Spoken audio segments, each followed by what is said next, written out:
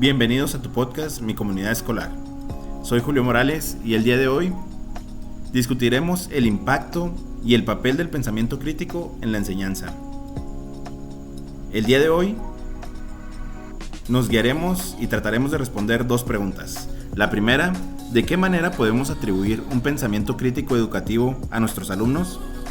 Y la segunda, ¿la educación y el maestro adoctrinan al individuo a un sistema burocrático reproductivo? Bienvenidos, comenzamos.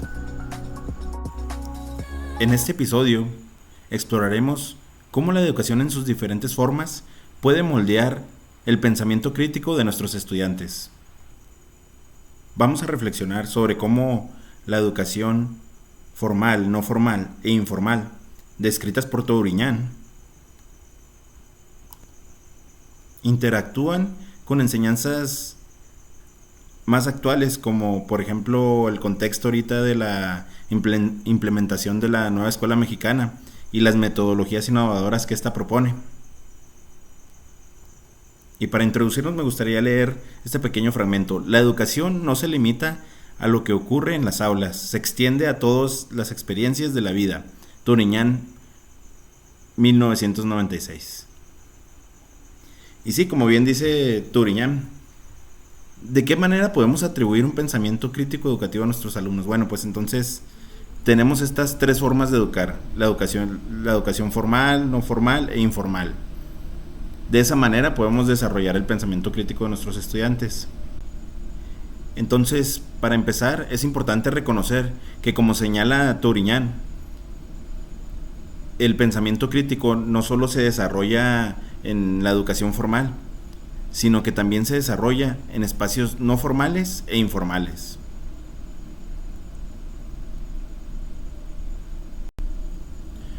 Para el desarrollo de ese pensamiento crítico, en el caso de la educación formal, se propone que los estudiantes sean expuestos a situaciones que los desafíen.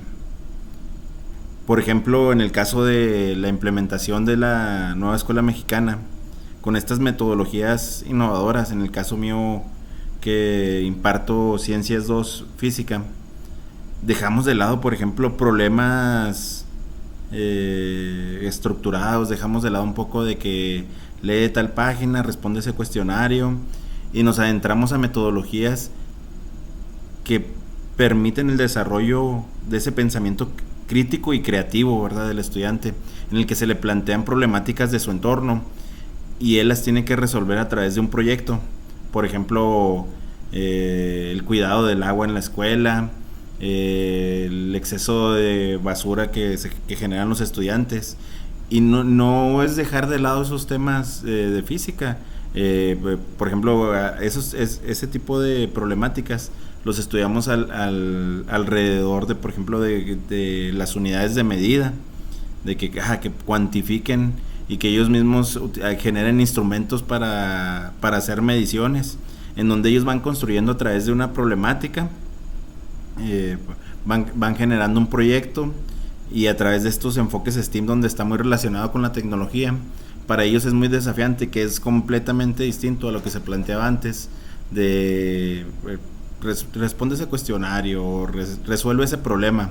Es mucho más desafiante para ellos y atractivo este tipo de metodologías innovadoras. Por otra parte, desde la educación no formal, las experiencias extracurriculares y el acceso a la información en esta era digital en la actualidad juegan un papel fundamental, un papel clave.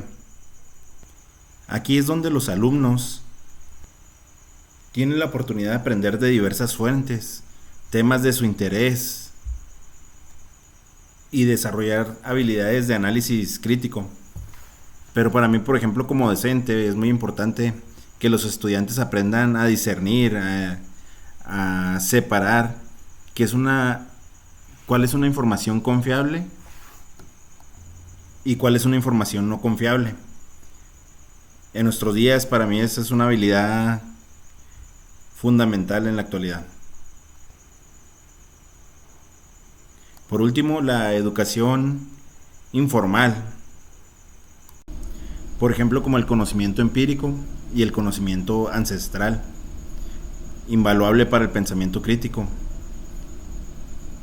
Ahora, en lo particular, en las clases, ahora con la nueva escuela mexicana, se le da mucho valor también a ese conocimiento tradicional que se comparte dentro de las comunidades, por ejemplo, como hasta remedios caseros que se dan para ciertos malestares, y los tomamos en la clase, pero desde una perspectiva científica, en las que pues comparamos y analizamos sus beneficios, sus ventajas y desventajas contra otros tipos de conocimientos.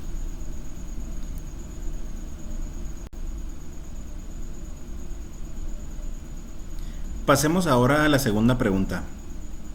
¿La educación y el maestro adoctrinan al individuo a un sistema burocrático reproductivo que predomina en las masas sociales? Esta pregunta toca un tema crucial, ya que históricamente el sistema educativo ha sido visto como una herramienta para reproducir normas sociales y económicas. En el contexto en que Touriñán escribió su obra, la educación formal estaba en muchos casos alineada con los intereses de la industria y la burocracia estatal, especialmente en los sistemas educativos tradicionales que formaban a los estudiantes como mero capital humano para cumplir las exigencias del mercado laboral. Esta idea se puede observar en el Plan de Estudios 2011, en ese México que está un poco después del Tratado de Libre Comercio, que orientaba hacia la capacitación para la industria de nuestros estudiantes.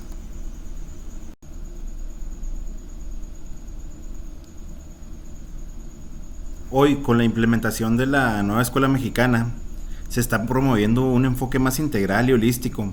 Se busca no solo preparar a los estudiantes para cumplir con estándares institucionales, sino que para que desarrollen habilidades que les permitan analizar, cuestionar y sobre todo transformar la sociedad. En este sentido, el docente puede ser tanto un agente reproductor del sistema como facilitador del pensamiento crítico y de su autonomía. Y esto lo veo mucho con las nuevas metodologías, ya que estas metodologías están diseñadas para que transformen su entorno, para que creen un impacto en su sociedad, en su comunidad. Es decir, particularmente importante en el contexto actual, donde como docente de Ciencias 2 trato de integrar el pensamiento crítico en todas mis planeaciones, no solo a través del contenido, sino a través de la metodología. Por ejemplo, que en mi caso es el aprendizaje basado en indagación, que fomenta la autonomía, permitiendo que los estudiantes creen su propio conocimiento a partir de su entorno, de problemas reales, en lugar de seguir únicamente directrices, instrucciones de los docentes. Este tipo de aprendizaje se va generando más preguntas y los alumnos van incorporándose y agregándole más a sus proyectos. Es una actividad en la que ellos van construyendo su propio conocimiento. Por último, para concluir, me gustaría rescatar que para contribuir con el pensamiento crítico de nuestros estudiantes, pues es claro que no va a ser una tarea fácil, pero es crucial para el desarrollo de crear ciudadanos conscientes y activos. Por otra parte, la importancia de que la educación formal, no formal e informal juegan un papel complementario en este proceso. Es decir, una complementa a la otra. La educación que yo les doy a mis alumnos en el aula, en secundaria, de manera formal, se complementa con la educación que le dan en casa los padres de familia. Tan importante es como los conocimientos y habilidades que tienen en el aula, como los valores que les dan en su casa.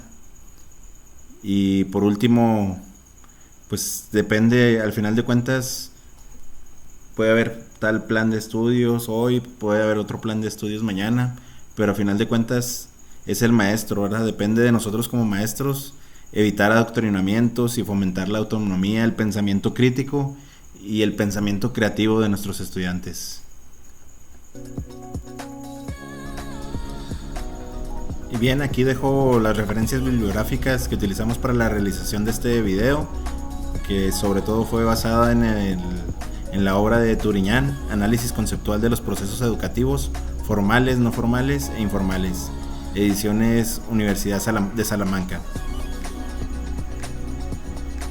Pues no me queda más que decir muchas gracias y nos vemos en el siguiente episodio. Hasta luego.